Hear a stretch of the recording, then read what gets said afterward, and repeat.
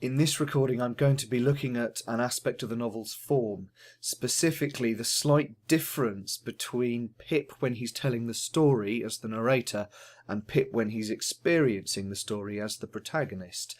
And for convenience I'm looking at the second chapter of the novel for the most part, although this is by no means the only example of what I'm talking about, nor even the best. It's just one that illustrates my point. So, Great Expectations begins during Pip's young childhood, but it's not told by Pip as a child, it's told by him as an adult in retrospect. And a retrospective narrator has control over the way the story's told. Pip as an adult knows how the plot ends. He has experienced it all already, and that means that when he goes back to tell the story, he has knowledge that his childhood self didn't. So he can use that to control what gets focused on, what gets glossed over, what's treated as important and what isn't. And my argument is that that essentially means that there are two Pips. You've got the Pip, the adult Pip who's narrating the story, and then you've got the protagonist Pip, the child who is experiencing the story. And they, although they are technically the same character, they function as if they were different characters. Because the adult Pip has the benefit of knowledge and experience that the protagonist Pip, the child, couldn't possibly have. To illustrate what I mean by this, I just want to look at this extract from chapter 2, in which we're introduced for the first time to Mrs. Joe, Pip's abusive elder sister. My sister, Mrs. Joe Gargery, was more than 20 years older than I, and had established a great reputation with herself and the neighbours because she had brought me up by hand. Having at that time to find out for myself what the expression meant, and knowing her to have a hard and heavy hand, and to be much in the habit of laying it upon her husband as well as upon me, I supposed that Joe Gargery and I were both brought up by hand. She was not a good-looking woman, my sister, and I had a general impression that she must have made Joe Gargery marry her by hand.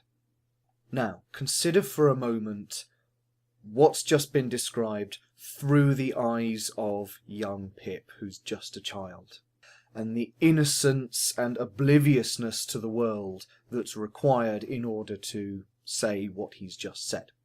But these words aren't coming to us from the young Pip directly, they're coming to us from his older self in the future, who's looking back and telling the story. And there are differences between the old Pip and the young Pip, the narrator Pip and the protagonist Pip. You can see this most clearly through Pip's misunderstanding of what it means to be brought up by hand, which actually means that he was bottle-fed as a child. Now what's happened here is that Pip has encountered metaphorical language. But because he's so young, Pip doesn't understand what metaphors are, so he takes it at face value and assumes, because of how often he's seen Mrs. Joe beat people, that that's what it means. It means to hit them. And the humour in this extract comes from that misinterpretation.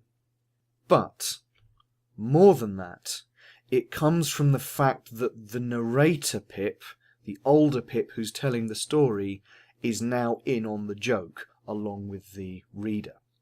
So he's looking back through the years and he's taking advantage of the fact that the younger version of himself, who's experiencing the events of the story, does not understand the metaphor.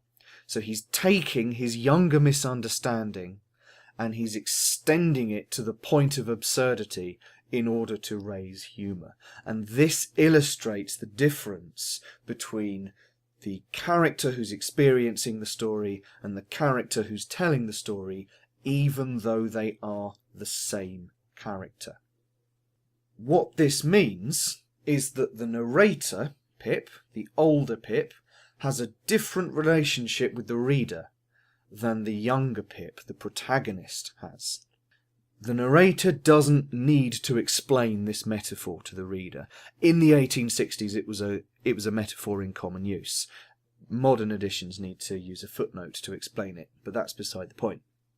The point is that there is a knowing relationship between the reader and the narrator, not between the reader and the protagonist. In other words, the narrator expects the reader to be in on the joke in a way that young Pip is not in on the joke.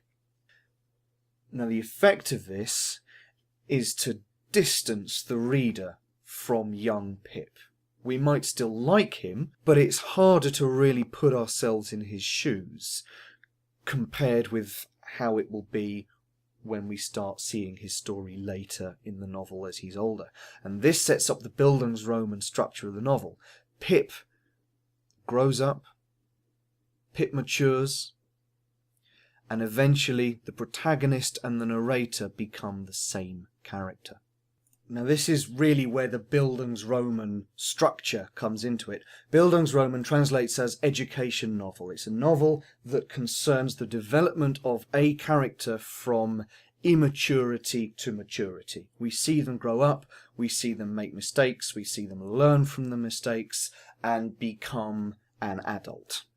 And what we have in Great Expectations is a kind of circularity to it. We start by looking at the adventures of the child. He then grows up. He makes mistakes. He becomes mature. He recognizes the mistakes. He makes up for the mistakes, and that's what allows him to grow into the adult Pip. But that maturity and that recognition is what allows him to look back and start narrating the experiences of the child Pip. So the child Pip gives us the adult Pip, but the adult Pip also gives us the child Pip, because it's only through the adult that we can hear the story of the child. So just to sum up, there is only one Pip. From beginning to end, there is only one character called Pip. But the character functions as if there's two of them. The child Pip and the adult Pip are not really the same in terms of their characteristics. The one has to become the other over the course of the story, which is what a bildungsroman is. So the two different versions of Pip converge and come together over the course of the story. And it's that difference between them at the beginning and the contrast between an adult's knowledge and a child's lack of knowledge that lets Dickens really accentuate Pip's childishness. And it's through doing that, through showing us so explicitly how much of a child Pip is, that we get to see much more easily how he grows up and matures over the course of the novel.